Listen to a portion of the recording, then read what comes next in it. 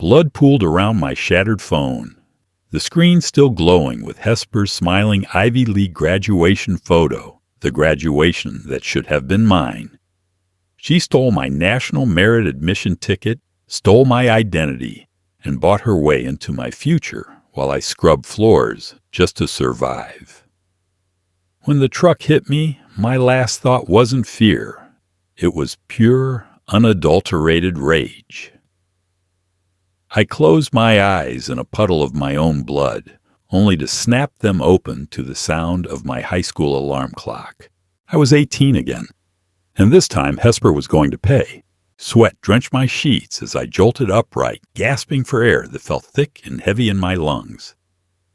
My hands immediately flew to my ribs, expecting the crunch of shattered bone, the piercing agony of the delivery truck that had T-boned my rusted sedan just moments ago. But there was nothing.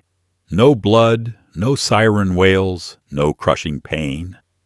Instead, there was the faint rhythmic ticking of a plastic wall clock. I blinked against the morning sunlight filtering through cheap floral curtains. This wasn't the grim, windowless basement apartment I had lived in for the past 6 years. This was my childhood bedroom. The faded posters of indie bands on the wall, the messy desk cluttered with AP physics textbooks, the distinct smell of my mother's burnt toast wafting up from the kitchen. My trembling hands reached for the phone on my nightstand. It wasn't the cracked screen of my adulthood burner phone. It was an older model, perfectly intact. The date glowed brightly on the lock screen, May 12th, exactly 1 week before the National Elite Merit Examination, the exam that dictated full-ride scholarships to the top universities in the country. The exam I had studied 3 years for, sacrificing every weekend, every party, every ounce of my teenage youth. The exam I never got to take. Memories of my past life crashed into me with the force of a physical blow. I remembered waking up on the morning of May 19th, frantically tearing my room apart, screaming as I realized my admission ticket, the heavily barcoded, unreprintable golden ticket required for entry, was gone.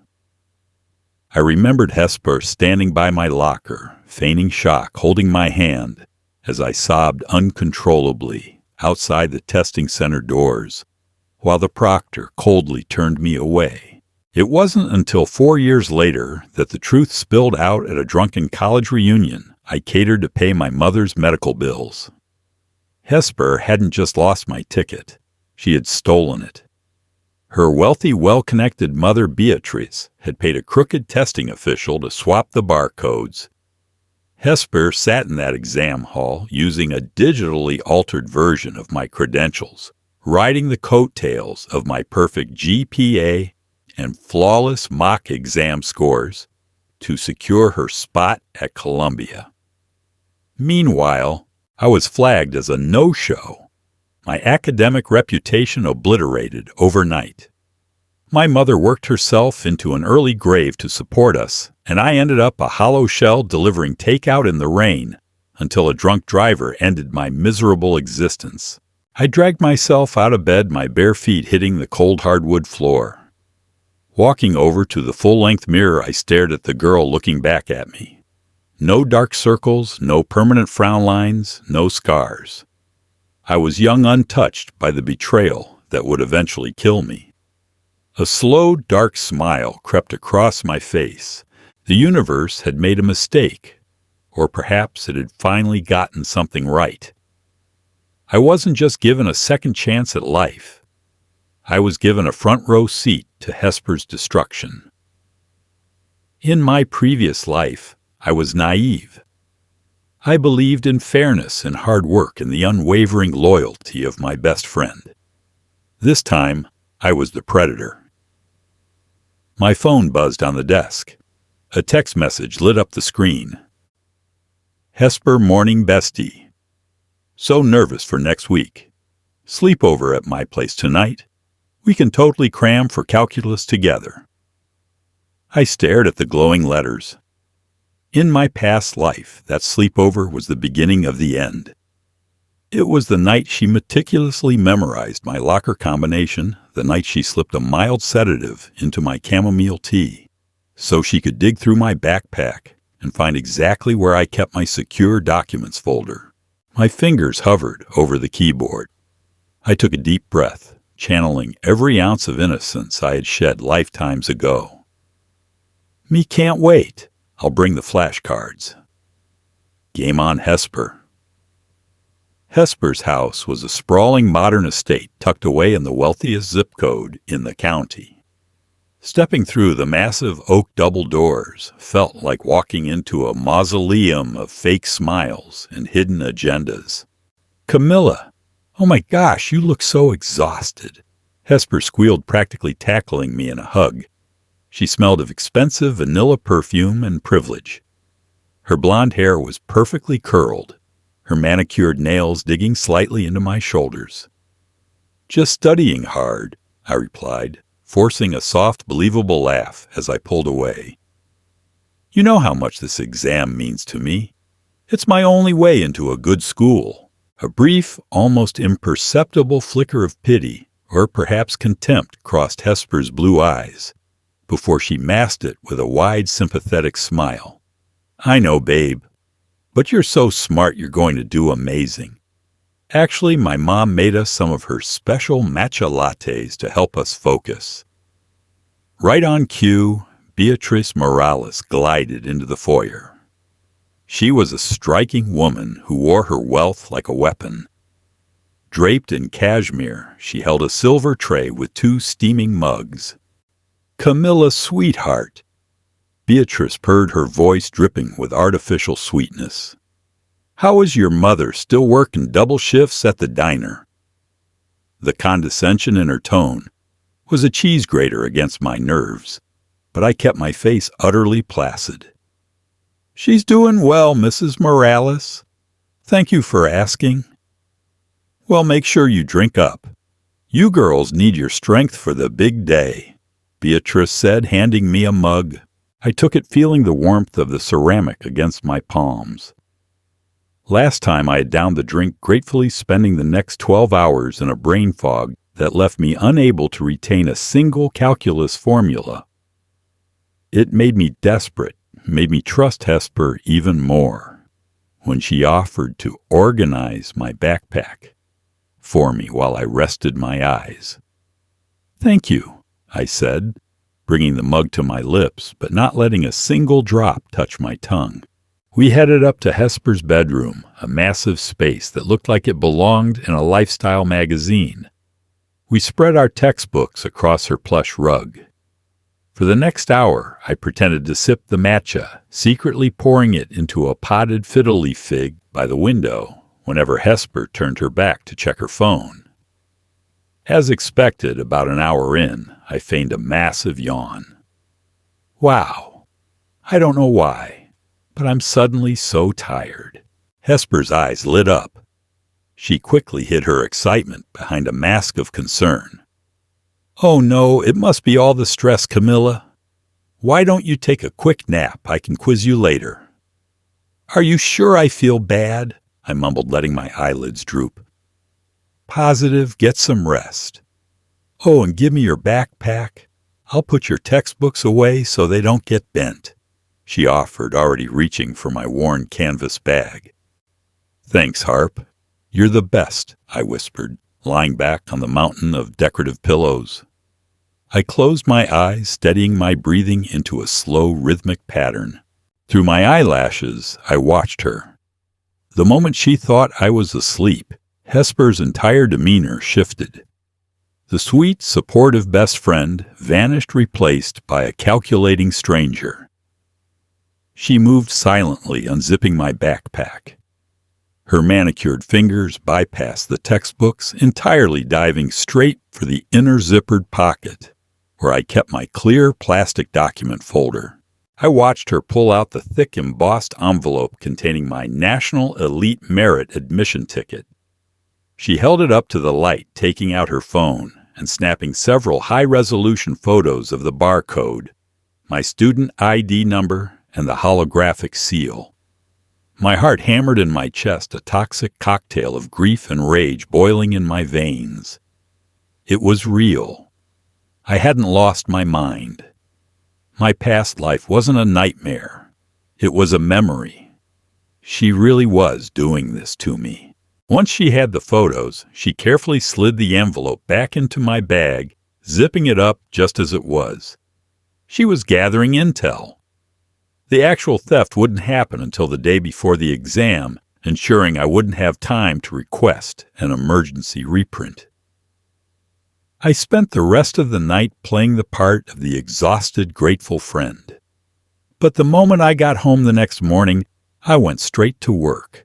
If Beatrice Morales thought her money could buy my future, she was about to learn a very hard lesson about the price of fraud. I took my real admission ticket and locked it inside a small fireproof safe my mother kept hidden in the floorboards of her closet. Then, using my advanced knowledge of graphic design, a skill I had painstakingly taught myself in my past life to secure freelance gigs, I created a flawless replica of the ticket. It looked identical. It felt identical. But the barcode was an intricate matrix of digital ruin. If scanned by the official testing center systems, it wouldn't just read as invalid. I had embedded it with a script that would trigger a massive fraud alert in the state education database, flagging the user for federal identity theft. But a fake ticket wasn't enough to ruin her life. I needed undeniable, irrevocable proof of her crime. I needed to catch her red-handed. The tension in the air was palpable by the time Friday evening rolled around the night before the exam. My phone had been blowing up with messages from Hesper all day, feigning anxiety, asking if we could do one final review session at my house. She wanted home field advantage. She knew she couldn't steal the physical ticket at her house without risking me realizing it was missing before I left. She needed to take it from my room, right out from under my nose, hours before the test. "Come on over," I texted back. Before she arrived, I set the stage. I placed my backpack on my desk chair, the zipper casually left half open, the edge of the fake admission envelope just barely peeking out like a beacon. Then I reached up and adjusted the small motion-activated nanny cam I had bought online and hidden inside the eye of a stuffed bear on my bookshelf. It was pointed directly at the backpack. At 7 p.m., the doorbell rang. Hesper stood on my porch clutching a binder to her chest. Behind her, sitting in his idling Jeep, was Landon Brooks. Landon, my high school boyfriend. The boy who in my past life had conveniently dumped me 2 days after I missed the exam, claiming I was too emotionally unstable. The boy who I later discovered had been sleeping with Hesper for months and had helped her mother orchestrate the payout to the testing official. Seeing his smug face in the driver's seat sent a fresh wave of nausea through me, but I forced a smile and waved at him. He flashed a charming grin and drove off. "Hey, ready to crush this?" Hesper asked, breezing past me into the narrow hallway of my house. She looked around her nose, crinkling ever so slightly at the peeling wallpaper. "As ready as I'll ever be," I said, locking the door behind her. We spent 2 hours reviewing formulas. Hesper was restless. Her leg bounced under the table, her eyes constantly darting toward my desk where the backpack sat. I needed to give her an opening. "I'm going to make us some popcorn," I announced, stretching my arms. "And maybe grab some sodas from the garage fridge. I'll be right back." "Take your time," Hesper said, not even looking up from her notes. I walked out of the room, shutting the door behind me. I didn't go to the kitchen. Instead, I stood in the dark hallway, pulling out my phone and opening the live feed from the nanny cam. On the screen, Hesper didn't waste a single second. The moment the door clicked shut, she dropped her pencil. She practically lunged toward my backpack. My breath caught in my throat as I watched her pull out the fake envelope. She opened it, verified the fake ticket was inside, and then seamlessly slid it into her own binder, snapping it shut. She then pulled a blank, identically weighted envelope from her pocket and slipped it back into my bag to make it look completely undisturbed. It was a flawless execution. She had definitely practiced this. I recorded the entire feed directly to my phone, instantly uploading the footage to 3 different cloud servers. I took a deep breath, walked to the kitchen, grabbed the snacks, and headed back into the bedroom. Hesper was exactly where I left her, innocently chewing on the end of her pencil. "Here we go," I said, setting the bowl down. "Thanks, Camilla. Hey, I was thinking, maybe we should call it a night. We need a full 8 hours of sleep. We can meet at the testing center tomorrow morning at 7:30. "That sounds perfect," I smiled warmly. Once she left, the facade dropped. I didn't sleep a wink that night. I sat at my computer meticulously drafting an email to the State Board of Education's Fraud Investigation Unit, the local precinct's non-emergency tip line, and the Dean of Admissions at Columbia University. I attached the video of the theft, the screenshots of the digital footprint showing the altered barcode, and a detailed summary of Beatrice Morales' financial transactions with the testing official. A little digging into Beatrice's public company records in my past life had given me exactly what I needed to find the digital money trail in this one. I scheduled the emails to send precisely at 8:05 a.m., 5 minutes after the exam doors locked. Saturday morning dawned crisp and clear. The sky was a brilliant mocking blue. I dressed in comfortable sweatpants and a hoodie, feeling the heavy weight of the real admission ticket secured in the inner pocket of my jacket. When I arrived at the massive convention center where the state was holding the exam, the parking lot was swarming with nervous students. I spotted Hesper almost immediately. She was standing near the front entrance with Landon, her mother Beatrice, adjusting the collar of Hesper's expensive blazer. Hesper saw me and waved frantically. "Camilla, over here." I walked over, my heart beating a steady, dangerous rhythm against my ribs. "Are you ready?" Beatrice asked me, a sickeningly sweet smile on her face. "Do you have everything you need? Dear pencils, I'd admission ticket." "I have everything," I said, looking Beatrice dead in the eye. "Everything I need is right here." "Good," Hesper chirped. "Let's head in. They're about to open the doors." "You go ahead," I said, stopping near a cluster of oak trees by the walkway. "I need to use the restroom out here first. The lines inside are going to be crazy." Hesper hesitated, her eyes darting to my backpack. She was waiting for the panic. She was waiting for me to unzip the bag, pull out the dummy envelope, and realize my life was over. "Are you sure we can wait for you?" Landon offered, stepping closer to me. "No, really, go. Get good seats." "I'll be right behind you," I insisted. "Okay, see you in there, bestie." Hesper beamed, unable to hide the triumphant gleam in her eyes. She turned and walked toward the massive glass doors, slipping her hand into Landon's.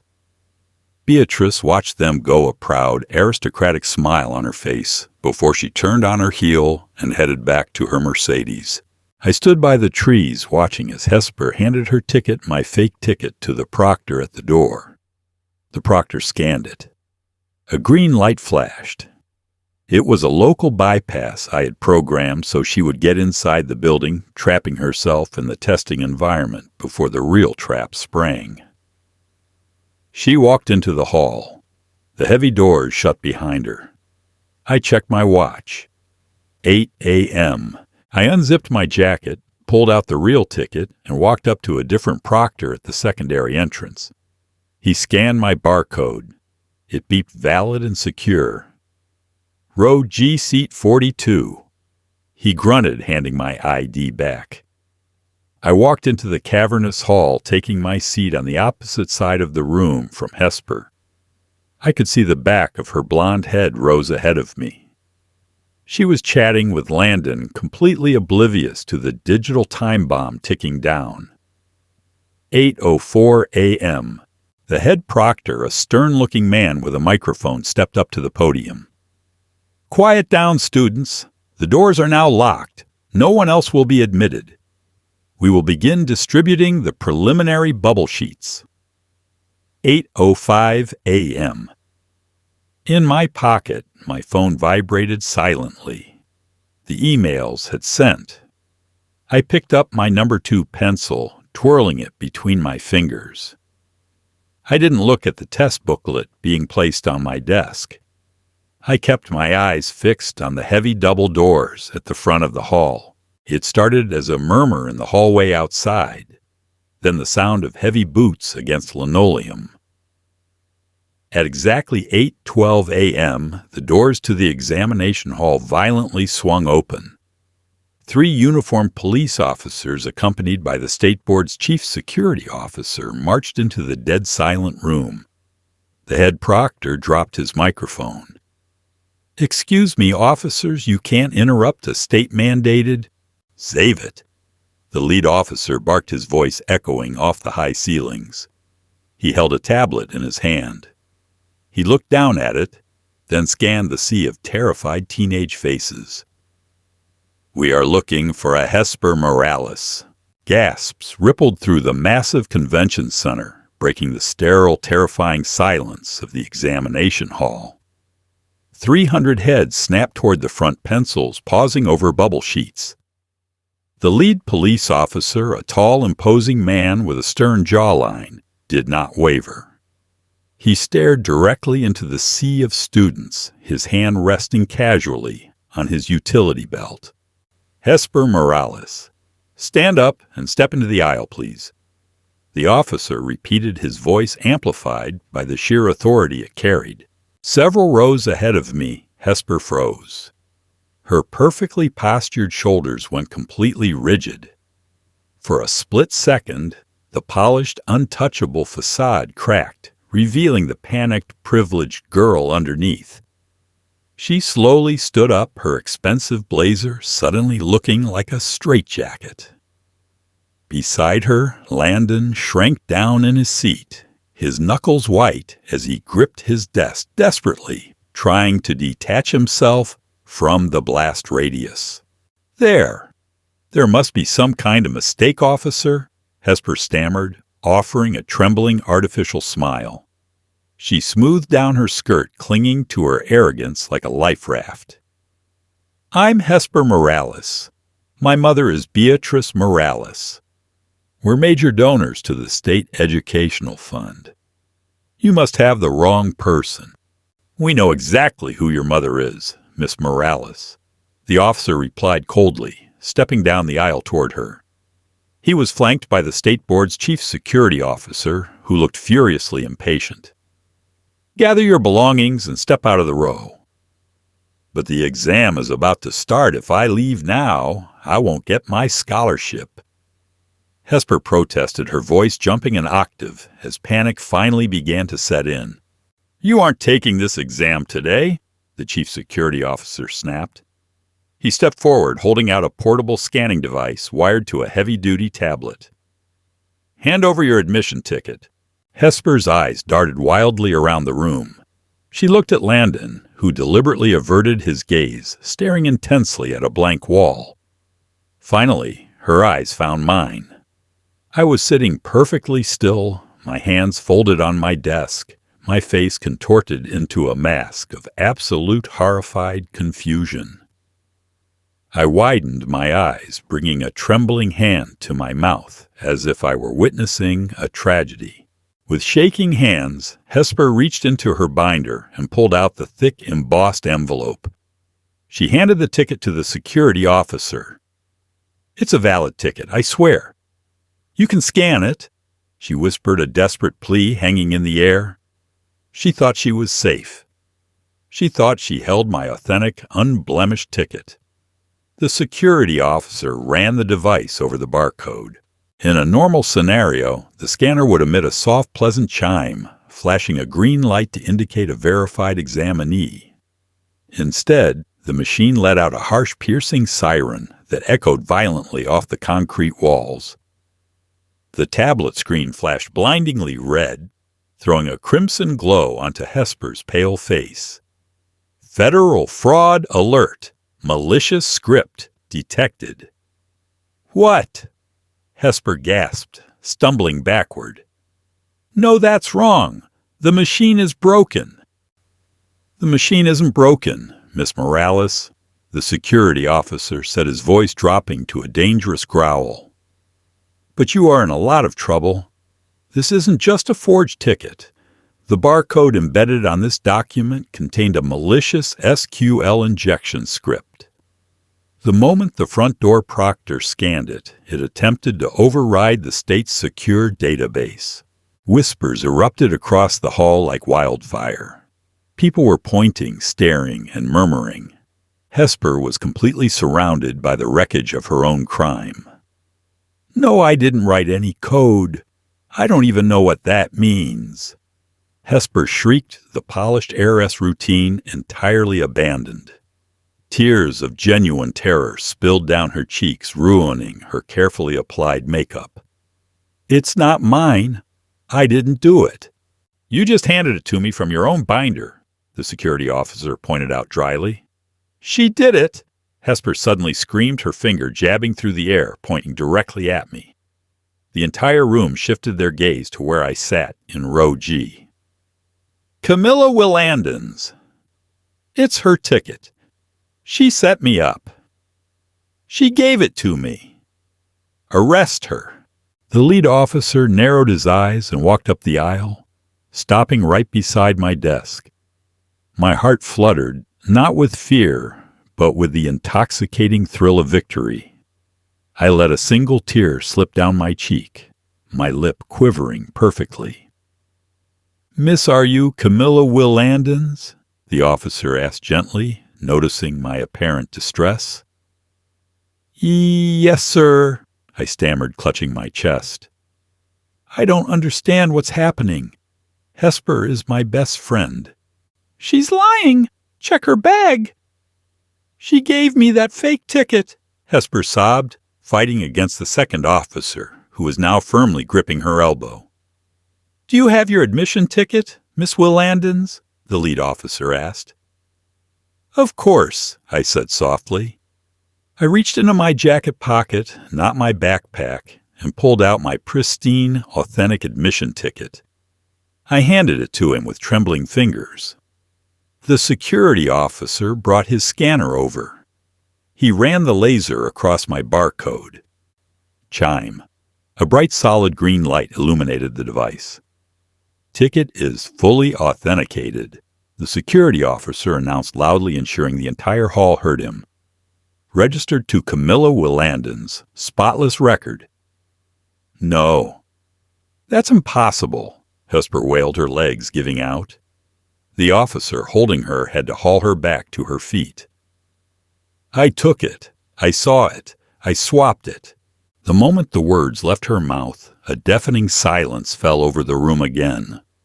She had just publicly confessed to theft in front of 3 police officers, a state official, and 300 witnesses. The lead officer pulled a pair of steel handcuffs from his belt. The metallic click seemed to echo louder than the scanner's alarm. Hesper Morales, you are under arrest for suspected identity theft, possession of forged state documents, and attempted cyber fraud. You have the right to remain silent. I highly suggest you start using it. As they marched her down the aisle, her hands bound behind her back, she twisted around, her wild, tear-streaked eyes locking onto mine. Gone was the condescension. Gone was the fake sweetness. All that remained was raw, unfiltered hatred. But underneath it, I saw the realization dawn on her. She knew I had played her. She knew I had laid the trap, painted the bait, and watched her walk right into it. I didn't smile. I didn't gloat. I simply looked at her with cold, dead eyes, the eyes of a girl who had died in the rain because of her greed. Landon, tell them, Hesper screamed as they dragged her through the double doors. Tell them my mom paid for the real ticket. Tell them. Landon shoved his head down into his arms, pretending he didn't exist. The heavy doors slammed shut, cutting off her hysterical sobbing. The head proctor cleared his throat, picking up his microphone with a shaking hand. "Well, please everyone return to your seats. We will now begin the National Elite Merit Examination. You have 4 hours. You may begin." I picked up my number 2 pencil. The graphite felt cool and solid between my fingers. I flipped open the test booklet. The calculus equations that had haunted me for lifetimes suddenly looked incredibly simple.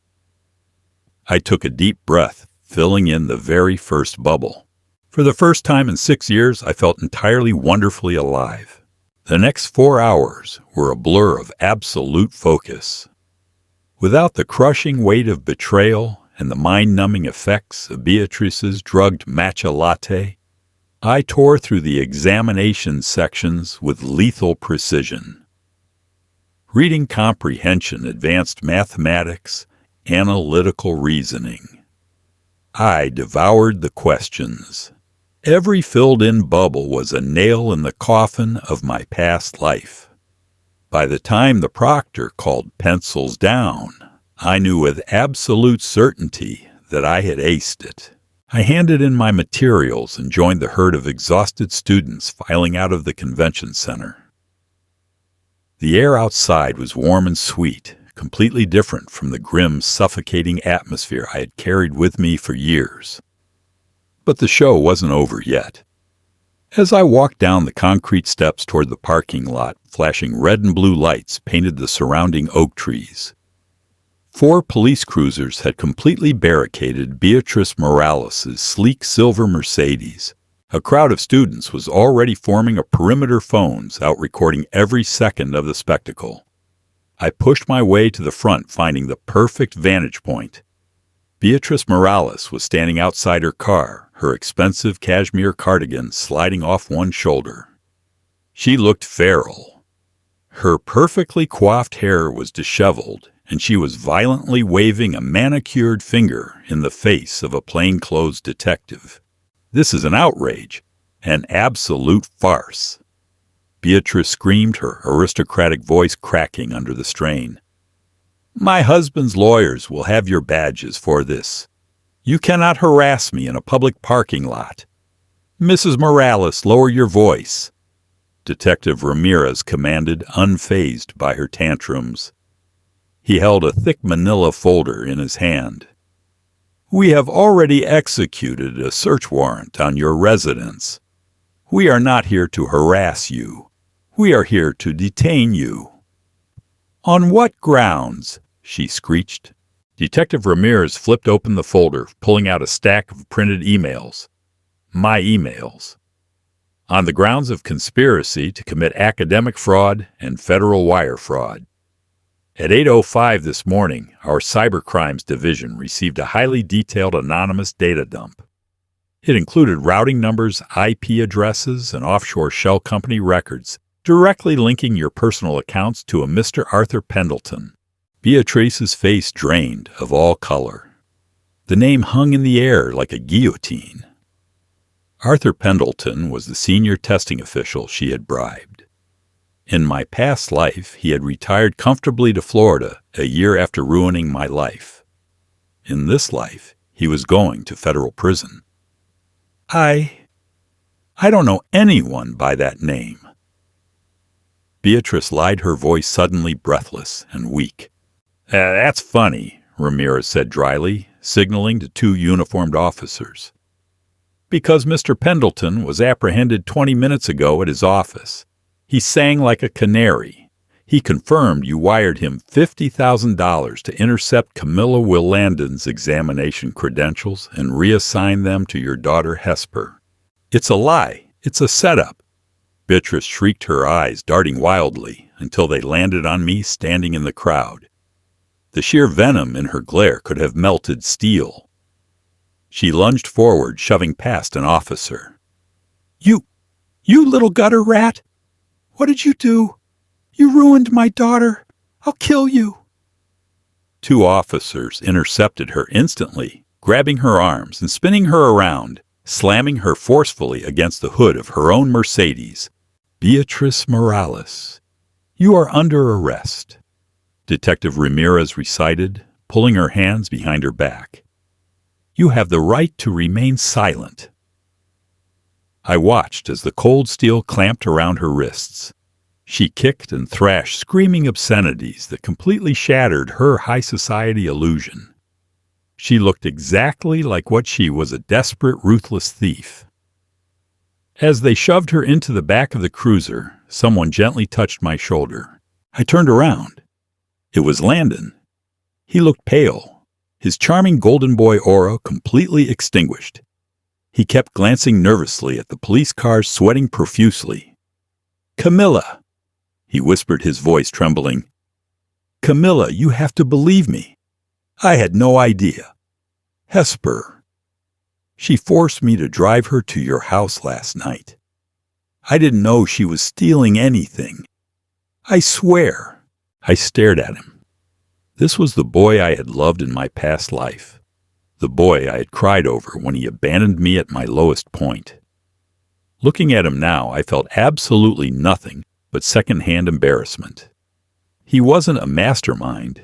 He was a coward, a pathetic, spineless parasite who attached himself to whoever had the most power. Right now, Hesper was powerless, so he was trying to jump ship. "You didn't know?" I asked, my voice dripping with mock innocence. "No."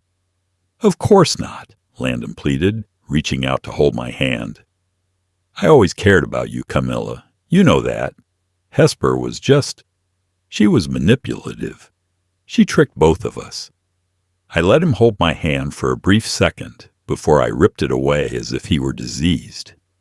I leaned in close, ensuring the surrounding students with their recording phones could capture the audio. "Save it, Landon," I said loudly, my voice ringing clear across the parking lot. "I checked the nanny cam footage from my bedroom last night. I caught Hesper stealing my ticket on video. But you know what else I caught on the audio feed before she walked into my house? Her standing on my porch, talking to you on speakerphone." Landon's jaw dropped. The color completely vanished from his lips. "I heard you tell her, 'Make sure you grab the real one, babe.' I'm not dating a dropout," I quoted perfectly. I hadn't just recorded the video. I had recorded the sinister hushed conversation they had right before she rang my doorbell. I had included that audio file in the email to the police. Landon took a step back, his hands raised defensively. "Camilla, wait. Let me explain."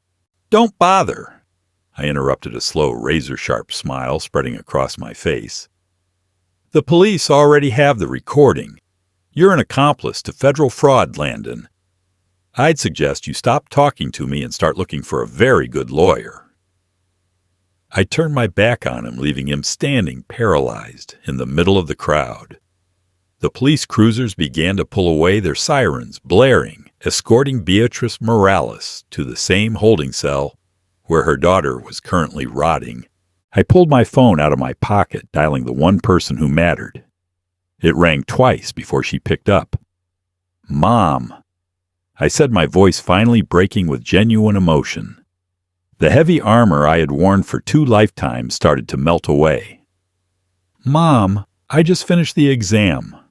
Yes, it went perfectly. I'm going to get the scholarship. I'm coming home." I walked away from the convention center, away from the wreckage of the Morales family, and stepped out into the brilliant, unforgiving sunlight. The past was finally dead. The future was mine. Monday morning arrived with a suffocating tension that blanketed the entire campus of Oak Ridge High. Overnight, the scandal had detonated across the internet. The videos of Hesper being escorted out of the testing center in handcuffs, followed by the chaotic footage of Beatrice Morales being pinned against her Mercedes, had gone completely viral. The New York Times even ran a digital piece on it.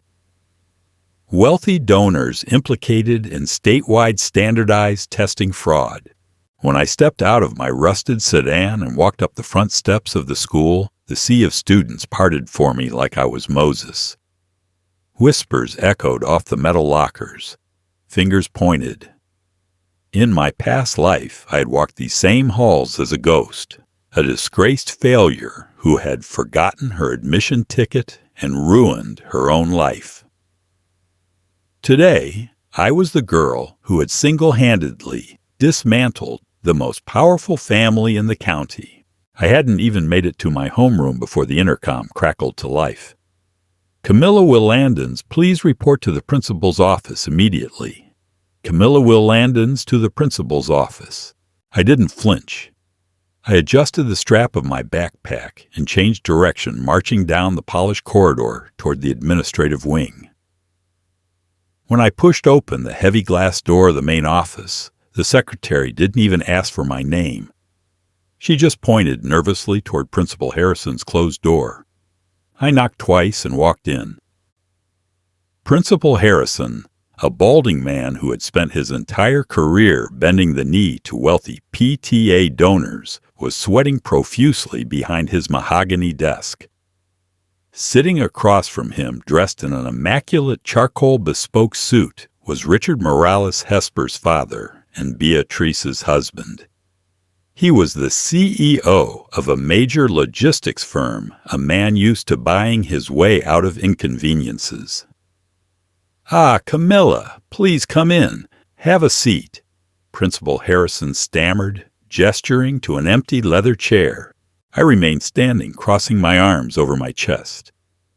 "I'd rather stand, Principal Harrison. What is this about?" Richard Morales turned to look at me. His eyes were cold, calculating, and devoid of any paternal warmth. He didn't look like a father whose daughter was in crisis. He looked like a businessman managing a PR disaster. "Camilla." Richard began, his voice smooth and heavily practiced. "I asked Principal Harrison for a few moments of your time, privately. I want to discuss the unfortunate misunderstanding that occurred this past weekend." "Misunderstanding?" I repeated, raising a single eyebrow. "Your wife wired $50,000 to Arthur Pendleton to steal my identity, and your daughter tried to use a forged state document to take my exam. The FBI and the State Board of Education seem to think it's a little more than a misunderstanding, Mr. Morales." Richard's jaw tightened, a brief flash of annoyance breaking through his calm facade.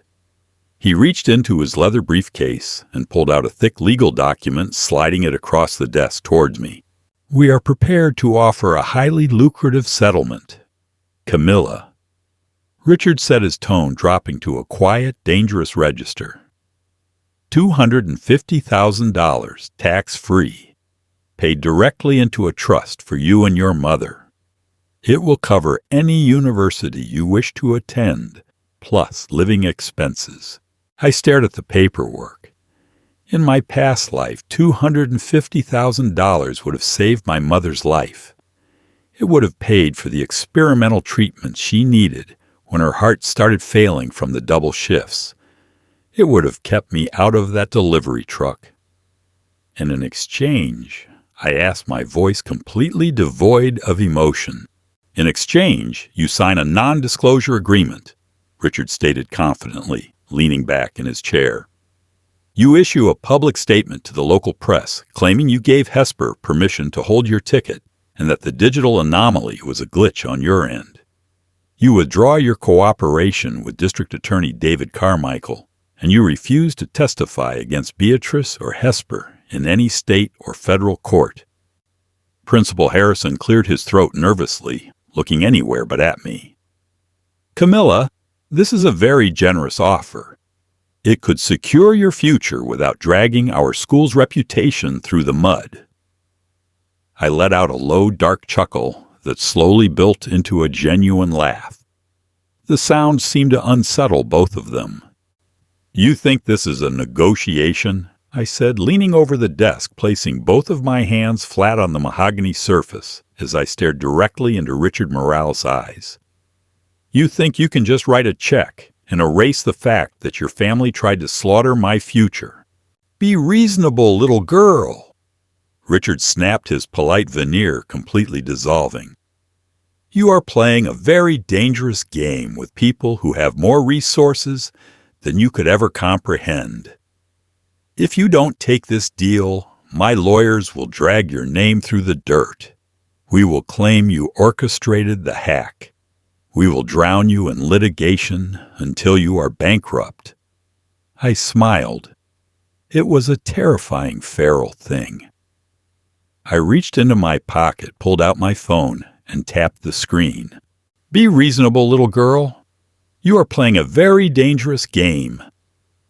Richard's own voice echoed from my phone speaker, crisp and clear. Richard froze, the blood draining from his face. I'm not playing a game, Richard. I'm executing a sentence, I whispered. And you just committed witness tampering and attempted bribery of a minor on tape. I tapped my screen a second time, sending the audio file directly to District Attorney David Carmichael, the lead prosecutor who had called me yesterday to discuss my testimony. Have a wonderful day, gentlemen, I said, turning on my heel. I walked out of the office, letting the heavy door slam shut behind me, leaving the two powerful men sitting in the wreckage of their own hubris. By third period, the police arrived at the school. But they weren't there for me. I watched through the window of my AP chemistry class as two officers escorted Landon Brooks across the football field. The school board had reviewed the audio evidence I provided. Landon was officially expelled for conspiracy to commit academic fraud. Word spread that Ohio State University had formally revoked his athletic scholarship within the hour. He looked up at the windows as he was shoved into the back of a squad car. Our eyes met for a fraction of a second. I didn't smile. I just pulled the blind shut. 6 weeks later, the mail arrived. I was sitting at the small laminate kitchen table, helping my mother peel potatoes for dinner. My mother, Sarah, looked healthier than I had ever seen her. The dark circles under her eyes were fading. The stress that used to age her prematurely had evaporated the moment the news of the Morales arrest secured my standing as the victim of a high-profile crime, which miraculously fast-tracked several victim compensation grants our way. Letter for you, Camilla, my mom said, tossing a thick cream-colored envelope onto the table. My breath caught in my throat. I recognized the gold-embossed seal of Columbia University immediately. I wiped my hands on a dish towel, my fingers trembling slightly as I slid my thumb under the flap and tore it open. Dear Camilla Willandens, congratulations. It is with great pleasure that we offer you admission to Columbia University's incoming freshman class. Your extraordinary resilience, combined with a flawless perfect score of 1,600 on the National Elite Merit Examination, has proven you to be a candidate of unparalleled academic and moral standing.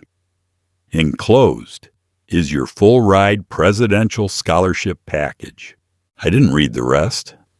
I dropped the letter on the table, burying my face in my hands as a choked sob ripped through my chest. This time they were tears of pure, unadulterated relief.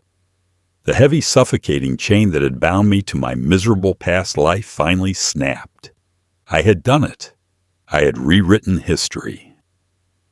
My mother wrapped her arms around my shoulders, pressing a kiss to the top of my head, completely unaware of the lifetimes I had crossed to get to this kitchen table.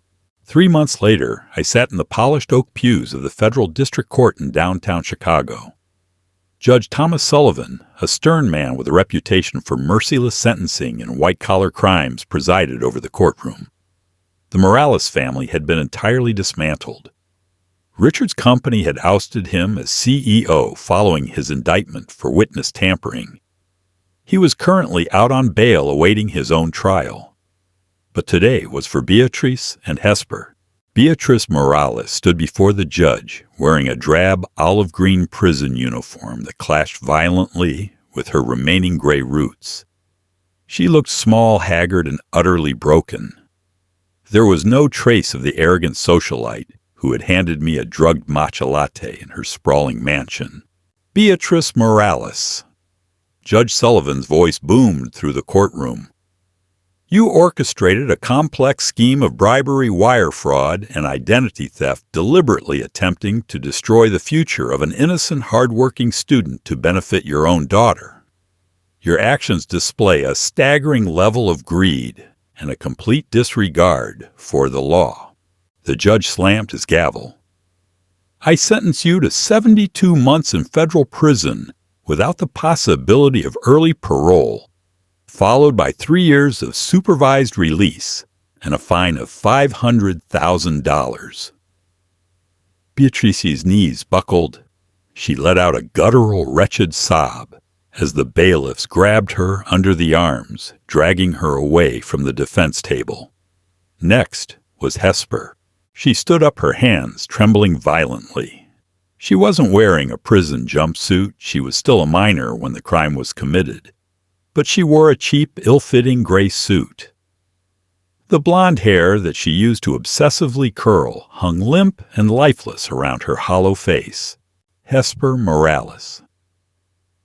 Judge Sullivan continued, his gaze shifting to the weeping teenager. While your mother orchestrated the financial mechanics of this crime, you were an active, willing participant in the theft and the cover-up. You betrayed a friend who trusted you. Hesper squeezed her eyes shut, tears streaming down her cheeks. As a minor, you will not face federal lockup, the judge stated. However, you are sentenced to 500 hours of community service. Furthermore, this conviction for severe academic fraud will be permanently etched onto your record. By federal mandate, you are permanently barred from receiving any federal financial aid, and your records have been flagged in the National Clearinghouse. No accredited university in this country will accept you. Hesper gasped, bringing her hands to her mouth as the reality of her sentence crushed her. Her life, as she knew it, was over. She would never walk the halls of an Ivy League school. She would never attend a high society gala. She was academically exiled, permanently marked as a fraud. As the bailiffs led her out of the courtroom to process her probation paperwork, she stopped at the aisle right next to where I was sitting. She looked down at me, her blue eyes red and swollen, completely devoid of the venom she had spat at me on exam day. Now there was only despair. Camilla, she whispered, her voice barely audible over the murmurs of the courtroom. I'm sorry. I'm so sorry. Please. I looked up at her, my expression perfectly neutral. In my past life, I had begged her for mercy outside the testing center. I had cried until I threw up, asking her to help me find my ticket. She had looked at me with fake sympathy and walked away. I know you are Hesper, I replied softly, my voice cold as ice. But apologies don't rewrite the past. Enjoy the life you earned. I turned my head away, fixing my gaze on the empty space where the judge had been sitting. I didn't watch her leave. She wasn't worth another second of my time. When I finally walked out of the courthouse, the skies above the city had opened up.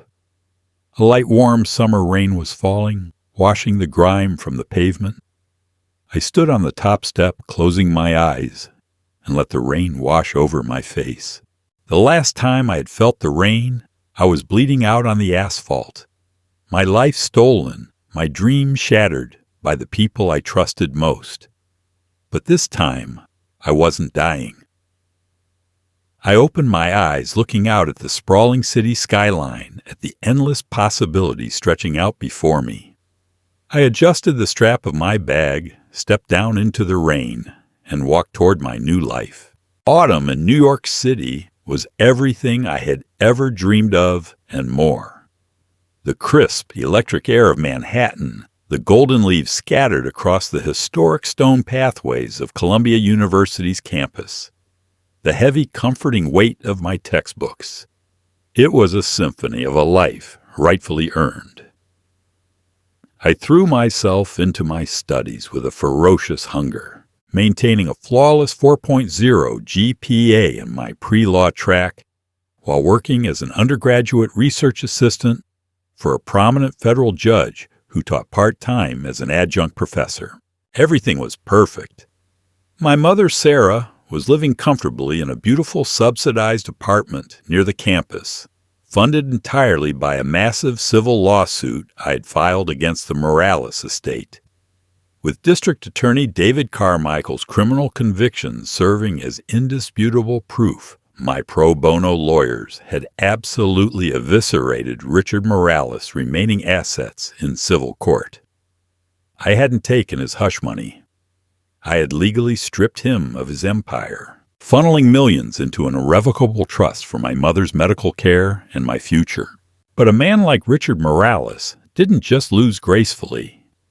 When you back a predator into a corner, strip him of his wealth, his wife, and his social standing, he doesn't reflect on his sins. He seeks blood.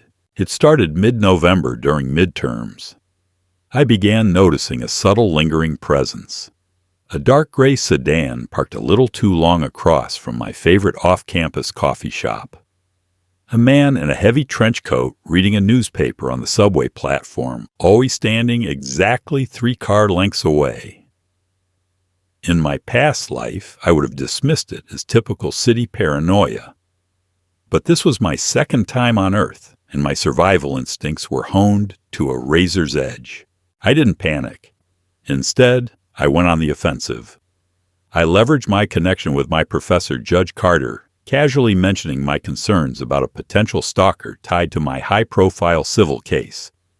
Judge Carter made one phone call, and within 24 hours, the NYPD's harassment division had an unmarked car shadowing my every move. The climax arrived on a freezing Tuesday night.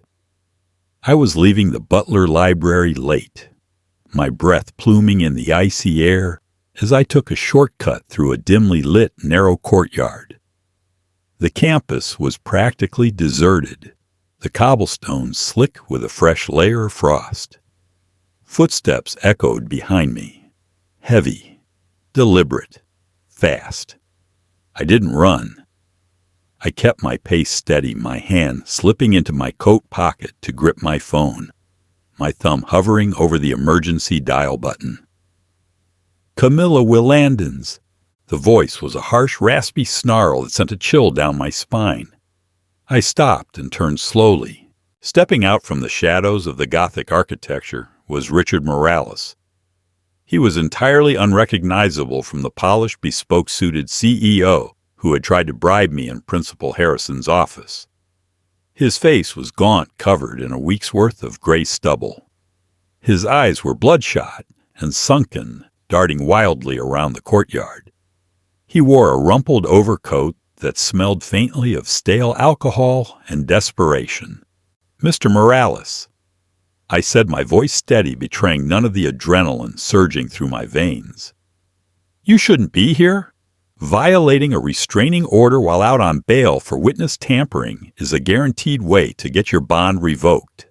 "You ruined everything," Richard hissed, taking a menacing step toward me. He pulled a thick rolled-up document from his coat pocket. "My company ousted me. My wife is in federal prison.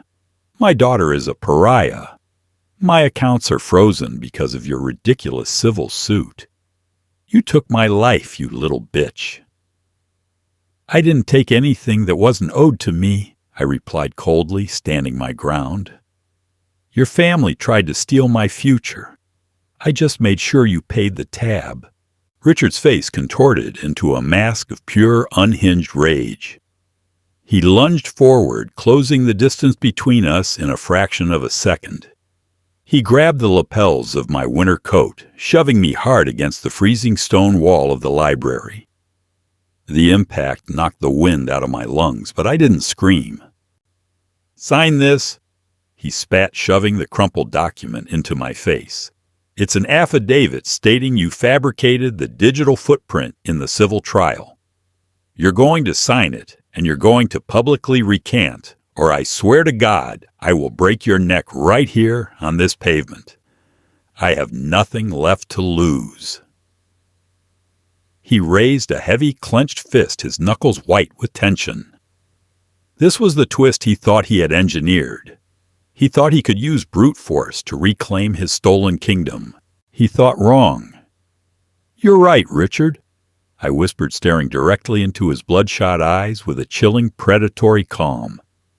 "You have nothing left to lose. But I do. Which is why I never walk alone."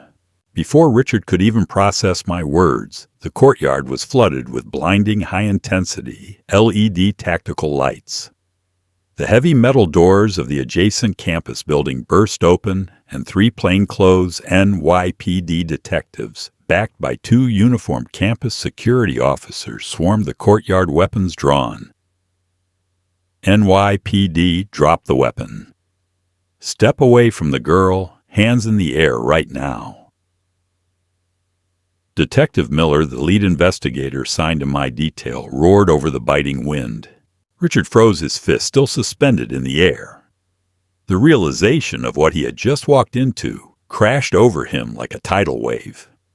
I hadn't been an easy target. I had been the bait. His grip on my coat loosened. The affidavit fluttered from his trembling fingers, landing in a puddle of icy slush.